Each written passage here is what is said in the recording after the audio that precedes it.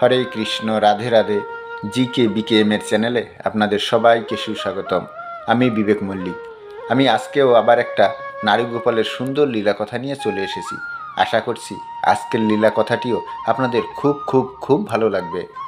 তবে লীলা কথাটি শুরু করার আগে আপনার কাছে আমাদের ছোট্ট একটি অনুরোধ, যদি আপনি আমাদের চ্যানেলে নতুন হয়ে থাকেন তাহলে প্লিজ চ্যানেলটা সাবস্ক্রাইবার করে দিন এবং পাশে থাকা বেল বাটনটাও প্রেস করে রাখুন প্রত্যেক দিন নারীগোপালের এই ধরনের সুন্দর সুন্দর লীলা কথাগুলি পাওয়ার জন্য এবং আমাদের সঙ্গে থাকার জন্য। আজকের এই অপূর্ব লীলাটি ঘটেছে গুজরাটের নিবাসী বাবুলাল বাবুর জীবনে। তবে বাবুলাল বাবু এখন আর জীবিত নেই। বেশ কয়েক বছর আগে তার মৃত্যু হয়েছে। তবে তার জীবনে ঘটে যাওয়া এই অপূর্ব লীলাটি আপনাদের সবাইকে অবাক করে দেবে। বাবুলাল বাবু, যিনি গুজরাটের একজন বিখ্যাত হীরা ব্যবসায়ী ছিলেন। বাবুলাল বাবুর হাতের কাজ এতটাই সুন্দর ছিল যে দূর দূর থেকে মানুষ তার কাছে হীরার গহনা কিনতে আসতেন। তিনি অল্প সময়ের মধ্যে নিজের কাজে এতটাই উন্নতি করেছিলেন যে তার নাম দেশ বিদেশেও প্রচার হয়ে গিয়েছিল। এরকমই একদিন বাবুলাল বাবু দোকানে বসেছিলেন এবং তার বন্ধু এবং বন্ধুর স্ত্রী তার সঙ্গে দেখা করতে আসেন। বাবুলাল বাবু নিজের বন্ধু ও তার স্ত্রীকে দেখে খুশি হয়ে যান এবং তাদেরকে স্বাগতম জানিয়ে বসতে দেন। বাবুলাল বাবুর বন্ধু এবং তার স্ত্রী যখন দোকানে প্রবেশ করেন তখন দেখেন তার বন্ধুর স্ত্রীর কোলে এক অপূর্ব সুন্দর গোপাল তার কোল আলো করে বসে আছে। নারীগোপালটি অনেক বড় ছিল। দেখে মনে হচ্ছিল কোনো একটা ছোট্ট শিশু সেজেগুজে তার মায়ের কোলে বসে আছে। নারীগোপাল সকলকে নিজের দিকে আকর্ষিত করছিল। নারীগোপালকে দেখে বাবুলাল বাবুর এতটাই ভালো লাগছিল, তার মনে হচ্ছিল নারীগোপাল যেন এক্ষুনি মুখ ফুটে কথা বলবে। নারীগোপালের এই অপরূপ রূপ দেখে তিনি আর নিজেকে ধরে রাখতে পারেননি। তাই তিনি তার বন্ধুকে জিজ্ঞাসা করলেন, তোমাদের বাড়িতে তো আগে থেকেই নারীগোপাল ছিল, তাহলে আবার গোপাল নেওয়ার কারণ কি? তারপরে তার বন্ধু তাকে যে ঘটনা বলল সেই ঘটনা শুনে তিনি একদমই অবাক হয়ে গিয়েছিলেন। বাবুলাল বাবুর বন্ধু তাকে বলেছিলেন, আমরা বৃন্দাবন থেকে আসছি, তোমার জন্য আমাদের একটু মন খারাপ করছিল, তাই ভাবলাম একটু দেখা করে যাই। আর গোপালের কথা বলছো? বৃন্দাবনে মন্দিরের পাশে যে ধর্মশালা আছে, আমরা সেখানেই ছিলাম এবং ধর্মশালার সামনাসামনি একটা দোকান ছিল, সেই দোকানেই এই গোপাল ছিল। আমরা 3 দিন ধরে গোপালকে দেখছি আর গোপালও আমাদের দেখছে। আমাদের মনে হলো সেজন্য আমাদের বলছে আমাকে এখান থেকে নিয়ে চলো, কিন্তু আমরা বারবার এনার কথা অমান্য করেছি। যতবারই আমরা ধর্মশালা থেকে বেরোচ্ছি ততবারই আমাদের গোপালের দিকে চোখ পড়ছে এবং নারীগোপাল বলছে, কি গো, আমায় তোমাদের সঙ্গে নিয়ে চলো। আজ 3 দিন থেকে তার কথা আমরা অমান্য করছিলাম। এমনকি কালকে যখন আমরা বাড়ি ফিরে আসব তখন নিজেদের লাগেজগুলো তৈরি করে বাড়ি ফিরে আসছিলাম, তখনও নারীগোপালের দিকে আমাদের নজর যায় এবং নারীগোপাল রাগ করে যেন আমাদের বলছিল, আমি যদি না চাই তাহলে তোমরা বৃন্দাবন থেকে বাড়ি ফিরে যেতে পারবে না, তাই তোমরা আমাকে সঙ্গে নিয়ে চলো। কিন্তু আমরা তখনও তার কথা অমান্য করি আর ট্রেন ধরার জন্য বাসে উঠে পড়ি। কিন্তু ভাগ্যক্রমে আমরা সেই ট্রেনটি আর ধরতে পারিনি, কারণ সেই ট্রেনটা আগেই বেরিয়ে গিয়েছিল। স্টেশনে এসে আমরা হতাশ হয়ে পড়ি এবং মনে মনে ভাবতে লাগি, তাহলে কি আজকে আমাদের আর যাওয়া হবে না? আমাদের কি তাহলে আবার কালকে টিকিট কাটতে হবে? এই ভেবেই আমরা আবার ধর্মশালায় ফিরে আসি। ধর্মশালাতে ফিরে আসার সময় আমরা আবার নারীগোপালকে দেখতে পাই এবং তার দিকে তাকিয়ে আমরা অনুভব করতে পারি তিনি এই কাণ্ডটা ঘটিয়েছেন। তাই আমরা ঠিক করি, যা হয়েছে হয়েছে, নারীগোপাল যখন চাইছেন সে আমাদের সঙ্গে যেতে, তখন আমরাই বা তাকে এখানে কেন রেখে যাব। তাই বাড়ি ফিরেতে আসার সময় আমরা নারীগোপালকে নিজেদের সঙ্গে করে নিয়ে আসি। নারীগোপালের এইরকম লীলা শুনে বাবুলাল বাবু খুব খুশি হয়ে যান এবং হাসতে লাগেন। তিনি তার বন্ধুকে বলেন, হ্যাঁ, আমাদের নারীগোপাল তো এরকমই দুষ্টু, তার যখন যাকে পছন্দ হয় তিনি তার ভক্তকে নিজেই খুঁজে নেন আর ঠিক তার ভক্তদের দ্বারা নিজের সেবাও নিয়ে নেয়। 2 বন্ধুর মধ্যে কথা চলছিল, ঠিক তখনই বাবুলাল বাবুর দোকানে তার কর্মচারী চলে আসে তাকে হীরের গয়নাগুলো দেবার জন্য। সমস্ত গয়নাগুলোর মধ্যে বাবুলাল বাবু সব থেকে বড় বক্সটি খোলেন এবং তার মধ্য থেকে একটা হীরার মালা বের করেন। সেই মালাটি নিজের বন্ধুকে দেখিয়ে বলেন, এই দেখো মিত্র, এই মালাটি আমি দ্বারকাধীশের জন্য বানিয়েছি। যখন আমি দ্বারকাধীশকে দর্শন করতে যাব তখন আমি এই মালাটি ওনাকে উপহার দিয়ে আসব। এই বলেই তিনি সেই মালাটি নারুগোপালের গলায় পরিয়ে দেন আর বলেন, দেখো নারুগোপালের গলায় মালাটি কত সুন্দর লাগছে। মনে হচ্ছে নারুগোপালের গলায় মালাটি পরে মালার শোভা আরও দ্বিগুণ হয়ে গেছে। তাহলে এই মালাটি আমার দ্বারকাধীশ পরলে কত সুন্দর লাগবে। এই সব কথা চলছিল, হঠাৎ তখনই বাবুলাল বাবুর দোকানের লাইট চলে যায় এবং কারেন্টের মিটার থেকে আগুনের ফোয়ারা বেরোতে লাগে। যে বিষয়টা দেখে তারা সকলেই খুব ভয় পেয়ে যায় এবং তারা দোকান থেকে রাস্তায় বেরিয়ে আসে। যেহেতু সন্ধ্যা ছাড়িয়ে একটু রাত্রি হয়ে গেছিল, তাই বাবুলাল বাবু তার বন্ধুকে বিদায় দেয় এবং লাইট ঠিক করার জন্য মিস্ত্রিকেও ডেকে পাঠায়। আর তিনি যে গোপালের গলায় হীরের মালাটা পরিয়েছিলেন সেই বিষয়টা তিনি একদম ভুলে যান। বাবুলাল বাবু এবং তার স্ত্রী নিজেদের জিনিসপত্র নিয়ে একটা ট্যাক্সিতে বসে যান এবং বাড়ির দিকে রওনা দেন। কিন্তু তাদের জীবনেও বিপত্তির শেষ ছিল না। তারা ট্যাক্সি নিয়ে যখন গ্রামের ভিতরে ঢুকতে যাবে তখন দেখে গ্রামের ভিতরে রাস্তার কাজ চলছে, যার কারণে গ্রামের ভিতর ট্যাক্সি নিয়ে ঢোকা যাবে না। তাই তাদেরকে মেন রোডেই নেমে যেতে হয়। বাবুলাল বাবুর বন্ধু এবং তার স্ত্রী সমস্ত জিনিসপত্র নিয়ে মেন রোডে নেমে যান, কিন্তু নারুগোপাল গাড়ির সামনের সিটে ঝুড়ির মধ্যে বসেছিলেন, তাই সেই ঝুড়িটি নেওয়ার কথা মনেই থাকে না। তারা নিজেদের সমস্ত জিনিসপত্র নিয়ে নিজেদের বাড়ির দিকে রওনা দেন। এদিকে ট্যাক্সি ড্রাইভার হীরা গোপালকে লক্ষ্য না করায় নিজের গাড়িটা নিয়ে এগিয়ে যান। কিন্তু গাড়িটা কিছু দূর এগিয়ে যেতেই তিনি লক্ষ্য করেন যে সামনের সিটে ঝুড়িতে গোপাল রাখা রয়েছে আর পিছনে বসে থাকা দম্পতি সেই ঝুড়িটা নিয়ে যেতে ভুলে গেছে। তাই হীরা নিজের গাড়িটা ঘুরিয়ে নিয়ে সেই দম্পতিকে যেখানে নামিয়ে দিয়েছিল সেখানে আবার ঘুরে আসে। কিন্তু ততক্ষণে বাবুলাল বাবুর বন্ধু এবং তার স্ত্রী বাড়ি হয়তো পৌঁছে গিয়েছে। তাই ট্যাক্সি ড্রাইভার হীরা তাদেরকে আর কোথাও খুঁজে পায় না। তাই সেখানে দাঁড়িয়ে থাকা অনেক লোককেই হীরা জিজ্ঞাসা করেছিল, কিন্তু যেহেতু সেই দম্পতিকে মেইন রোডে নামিয়ে দিয়েছিল তাই তাদের কথা আর কেউ বলতে পারে না। তাই বাধ্য হয়ে হীরা সেই ঝুড়িটি নিজের বাড়ি পুনাতে চলে যায়। বাড়ি পৌঁছে হীরা সেই ঝুড়িটি নিজের স্ত্রীকে দিয়ে দেয় এবং গাড়িতে ঘটে যাওয়া সমস্ত ঘটনা নিজের স্ত্রীকে বলে। হীরার কথা শুনে সুনিতা সেই ঝুড়িটিকে যখন খোলে তখন তার আনন্দের সীমাই থাকে না। সে নারুগোপালকে দেখে আনন্দে ধেই ধেই করে নাচতে লাগে আর বলতে লাগে, এতদিন পর এলি, এতদিন পর এলি, কবে থেকে আমি তোর জন্য অপেক্ষায় আছি কানুয়া, তুই এতদিন পর এলি। সুনিতার এসব কথা হীরা একদমই বুঝতে পারছিল না। তাই সে সুনিতাকে বলল, তুমি কি বলছো এসব, আমি তো কিছুই বুঝতে পারছি না। তখন সুনিতা হীরাকে বলল, আমাদের বিয়ে 7 বছর হয়ে গেছে, কিন্তু এখনও আমাদের কোনো সন্তান হয়নি। তাই আমি সব সময় নারুগোপাল নারুগোপাল করতাম, আর তুই আমার কোলে সন্তান রূপে আয়। আর আজকে আমার নারুগোপাল সেই ইচ্ছে পূরণ করেছে। আমার কানুয়া আমার একমাত্র সন্তান, ওকে আমি নিজের হৃদয় দিয়ে আগলে রাখব। এই বলে সে কানুয়াকে কোলে নিয়ে বক বক করতে করতে মন্দিরের দিকে চলে গেল এবং বলতে লাগে, এতদিন ধরে অপেক্ষা করালি, আমি কবে থেকে তোর জন্য বসে আছি রে কানুয়া, তাও শেষ অবধি যে তোর মায়া হয়েছে এবং তুই মায়ের কোলে চলে এসেছিস এটাই আমার কাছে অনেক বড়। এই বলেই সে কানুয়াকে একটি ছোট্ট সিংহাসনের উপর বসিয়ে দেয়।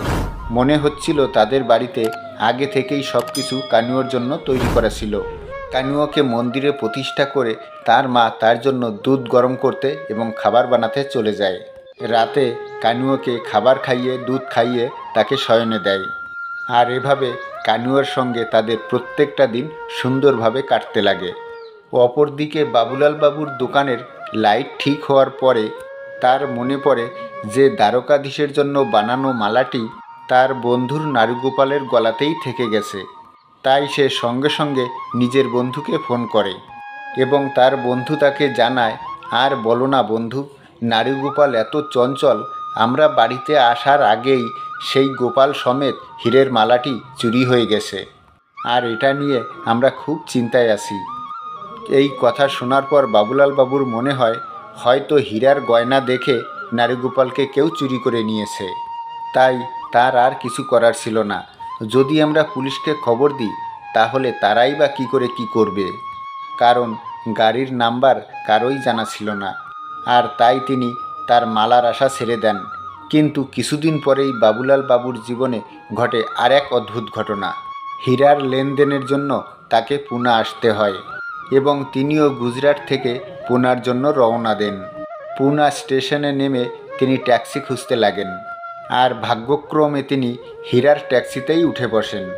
ট্যাক্সিতে উঠে বসতেই তিনি কিছুটা স্বস্তির নিঃশ্বাস ফেলেন, কারণ সেদিন অবিরাম বৃষ্টিপাত হচ্ছিল আর পুনার শহরের রাস্তাগুলো সব বৃষ্টির জলে ডুবে গিয়েছিল।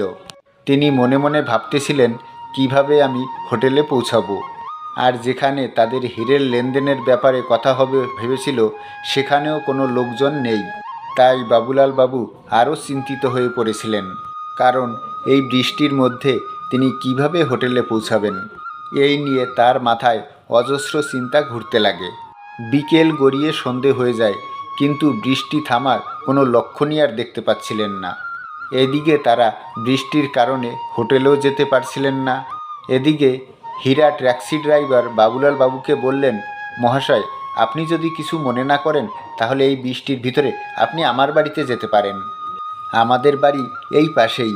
কিন্তু বাবুলাল বাবু ট্যাক্সি ড্রাইভার হীরাকে একদমই বিশ্বাস করতে পারছিলেন না, কারণ তার কাছে ব্যাগ ভর্তি হীরার গহনা ছিল, যার কারণে তার মনের মধ্যে একটা ভয় ঢুকে গিয়েছিল। যদি এই ট্যাক্সি ড্রাইভার জেনে যায় যে তার কাছে হীরা আছে, আর এই সমস্ত হীরা যদি লুটপাট করে নেয় তাহলে কি হবে। তাই তিনি হীরাকে বললেন, না না, আমি তোমার বাড়ি যাব না, তুমি আমাকে হোটেলে ছেড়ে দাও। কিন্তু হীরা বাবুলাল বাবুকে বললেন, আপনাকে হোটেল অবধি নিয়ে যাওয়া অসম্ভব, কারণ পুরো শহরে জল ভর্তি হয়ে গেছে, হোটেল পর্যন্ত কোনো গাড়িই পৌঁছাতে পারবে না। তাই যদি আপনার কোনো আপত্তি না থাকে তাহলে আপনি নিশ্চিন্তে আমাদের বাড়িতে আমার সঙ্গে যেতে পারেন। বাবুলাল বাবুর কাছে আর কোনো উপায়ও ছিল না, তাই তিনি বাধ্য হয়ে হীরার সঙ্গে হীরাদের বাড়িতেই চলে গেলেন। হীরার বাড়িতে প্রবেশ করতেই বাবুলাল বাবু দেখলেন হীরার বাড়িটা খুব ছোট এবং অপূর্ব সুন্দরভাবে তার বাড়িটা সাজানো হয়েছে, এবং বাড়িতে ঢোকার সঙ্গে সঙ্গে তার নাকে একটা সুন্দর গন্ধ এসে লাগলো, যে অপূর্ব সুন্দর সুগন্ধ তাকে মোহিত করে তুলেছিল। ছোট্ট বাড়িকে যে এত সুন্দরভাবে সাজিয়ে তোলা যায় হীরার বাড়িতে না এলে বাবুলাল বাবু বুঝতেই পারতেন না। তাই তিনি আর থাকতে না পেরে হীরাকে বলে দিলেন, তোমার বাড়িটা অপূর্ব সুন্দর, তোমরা এই বাড়িতে কতজন থাকো? বাবুলাল বাবুর কথা শুনে হীরার স্ত্রী সুনিতা উত্তর দিলেন যে, আমরা এই বাড়িতে 3 জন থাকি, আমি, আমার বর আর আমার ছেলে কানুয়া। তখন বাবুলাল বাবু সুনিতাকে জিজ্ঞাসা করলেন, কিন্তু আমি তো এখানে আপনাদের সঙ্গে অনেক সময় আছি, কিন্তু এই বৃষ্টির মধ্যে আপনাদের ছেলে কানুয়া কোথায়? কই, তাকে তো দেখতে পাচ্ছি না। তখন হীরার স্ত্রী বাবুলাল বাবুকে বললেন, আপনি আমার সঙ্গে আসুন, আমার ছেলেকে দেখতে হলে আমার সঙ্গে আপনাকে আসতে হবে। এই বলে সুনিতা দেবী বাবুলাল বাবুকে ঘরের ভিতরে নিজেদের মন্দিরে নিয়ে গেলেন এবং সেখানে নিজেদের নারীগোপালকে দেখিয়ে বললেন, এই যে আমার কানুয়া। গোপালকে দেখা মাত্রই বাবুলাল বাবুর সমস্ত ঘটনা মনে পড়ে গেল এবং নারীগোপালের এই অপূর্ব রূপ তিনি কখনোই ভুলতে পারেন না। তাই তিনি নারীগোপালকে একবার দেখেই চিনতে পেরে গেলেন, এই হচ্ছে সেই নারীগোপাল যে নারীগোপালকে তার বন্ধু বৃন্দাবন থেকে নিয়ে এসেছিল। এবং এরপর তিনি আর একটা অদ্ভুত বিষয় দেখলেন, নারীগোপালের গলায় পরিয়ে দেওয়া সেই হীরের মালাটা এখনও আছে। বাবুলাল বাবুর মনে পড়ে গেল তার বন্ধু তাকে বলেছে নারীগোপাল চুরি হয়ে গেছে, কিন্তু হীরাকে দেখে একটুও চোর মনে হয় না। আর যদি সে চোর হতো তাহলে নারীগোপালের গলায় পরিয়ে দেওয়া এই মালা সে কবেই বিক্রি করে দিত, কিন্তু তা সে করেনি। বাবুলাল বাবু নিজের আগ্রহ আর ধরে রাখতে পারলেন না। সে হীরালালকে জিজ্ঞাসা করল, এই নারীগোপাল তোমরা কোথা থেকে নিয়ে এসেছো? নারীগোপাল কিন্তু অপূর্ব সুন্দর দেখতে। হীরা এবং তার স্ত্রী সুনিতা দুজনেই খুব সরল মনের ছিল। তাই তারা বাবুলাল বাবুকে সমস্ত ঘটনাটা খুলে বললেন। সমস্ত ঘটনা শোনার পরে বাবুলাল বাবু সুনিতা দেবীকে বললেন, আচ্ছা, নারুগোপালের গলায় যে মালাটি আছে তার মূল্য কি আপনারা জানেন? সুনিতা দেবী হাসি মুখে বলেছিলেন, আমার কানুয়ার থেকে মূল্যবান কিছু হতেই পারে না, তাই তার অঙ্গে কি আছে তার মূল্য জেনে আমি কি করব। তখন বাবুলাল বাবু তাদের বলেছিলেন, না, তবুও আপনারা একবার জানতেই পারেন এর মূল্য কত।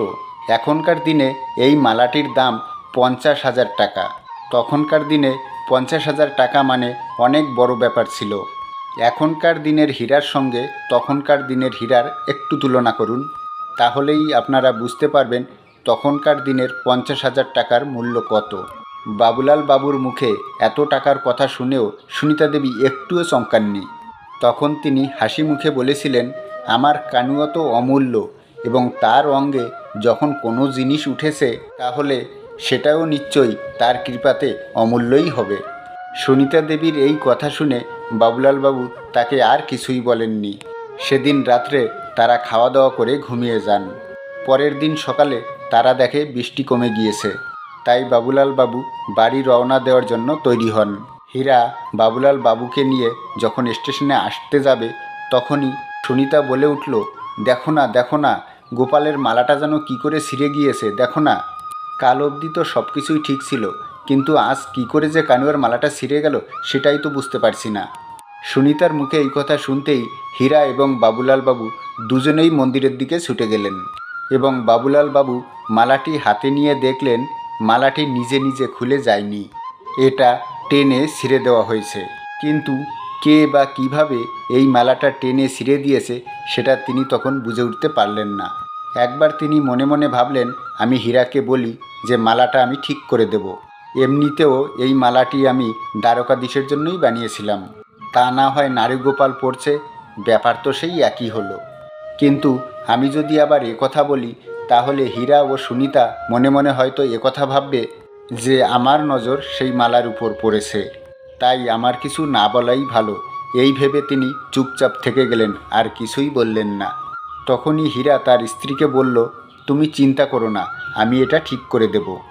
স্ত্রীকে এই কথা বলেই হীরা বাবুলাল বাবুকে নিয়ে স্টেশনের দিকে রওনা দিল। স্টেশনে এসে বাবুলাল বাবু যখন ট্যাক্সি থেকে নেমে পড়লেন তখন তিনি তার মূল্যবান ব্যাগটা গাড়িতেই ভুলে গেলেন।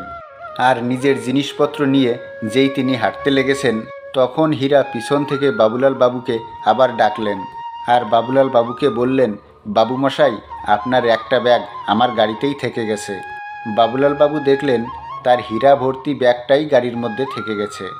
সেই ব্যাগটা তিনি নিজের কাঁধে তুলে নিলেন এবং যেতে লাগলেন। ততক্ষণে হীরাও সেখান থেকে চলে গিয়েছিল। কিন্তু রাস্তা দিয়ে যেতে যেতে হঠাৎই বাবুলাল বাবুর মনে হলো, আমার হীরার ব্যাগটা এত ভারী লাগছে কেন? এখানে তো শুধুমাত্র কিছু হীরার গয়নাই আছে, তাহলে ব্যাগটা এত ভারী হলো কি করে? এই ভেবে তিনি যখনই ব্যাগটা খুললেন অমনি তিনি যা দেখলেন তা দেখে তার পায়ের তলার মাটিই সরে গেল। তিনি দেখলেন 50,000 টাকার একটা বান্ডিল ব্যাগের মধ্যে রাখা রয়েছে। আর 50,000 টাকার বান্ডিলটা দেখা মাত্রই তিনি সমস্ত কিছু বুঝতে পারলেন। তিনি বুঝতে পারলেন এটা তারই কর্মফল। তিনি যখন ভগবানকে নিষ্পাপ মনে মালাটা দিয়ে দিয়েছিলেন ততদিন সেই মালাটিকে ভগবান ধারণ করেছিলেন। কিন্তু আমি যেই না তাদের এই মালার মূল্য বলে দিলাম অমনি সকালবেলা সেই মালাটি সেরা অবস্থায় পাওয়া গেল। আর আজকে সেই মালার মূল্য দিতে ভগবান আমাকে 50,000 টাকার বান্ডিল দিয়ে দিলেন। এই বলেই তার চোখে জলের ধারা বইতে লাগলো। আর সে বারবার নারীগোপালের কাছে দুহাত জোর করে ক্ষমা চাইতে লাগলো। কিন্তু তখন আর কিছুই করার ছিল না, তাই তিনি নিজের ট্রেন ধরে বাড়ি ফিরে এলেন। আর এইভাবে নারীগোপাল বাবুলাল বাবুর অহংকারকে চূর্ণ করেছিলেন। এবার আপনারাই বলুন তো, নারীগোপালের এই অপূর্ব লীলাটি আপনাদের কেমন লাগলো? যদি ভালো লেগে থাকে, যদি হৃদয়কে স্পর্শ করে থাকে, তাহলে ভিডিওতে একটা লাইক দিয়ে একটু বেশি বেশি করে শেয়ার করে দিন, যাতে সকলে সুন্দর এই লীলা কথাটি জানতে পারে। আর আপনার সঙ্গে যদি ঘটে থাকে এমন কিছু লীলা যেটা আপনি আমাদেরকে শেয়ার করতে চান, তাহলে আপনাকে যেতে হবে আমাদের চ্যানেলের অ্যাবাউট সেকশন, অথবা ডিসক্রিপশান বক্সে। সেখানে দেখবেন আমাদের ইমেল আইডি মেনশন করা রয়েছে। সেই ইমেলে আপনারা লিখে অথবা ভয়েস রেকর্ডিংয়ে পাঠাতে পারেন। তাহলে আপনাদের লীলা কথাটি আমরা এই চ্যানেলের মাধ্যমেই প্রকাশ করব। দেখা হচ্ছে তাহলে আবার একটা নতুন কোনো লীলা কথার সঙ্গে। ততক্ষণ আপনারা আপনাদের ভগবানের সঙ্গে, আপনার নারীগোপালের সঙ্গে, আপনার পরিবারের সঙ্গে সর্বদা হাসতে থাকুন, খেলতে থাকুন। হরে কৃষ্ণ, রাধে রাধে।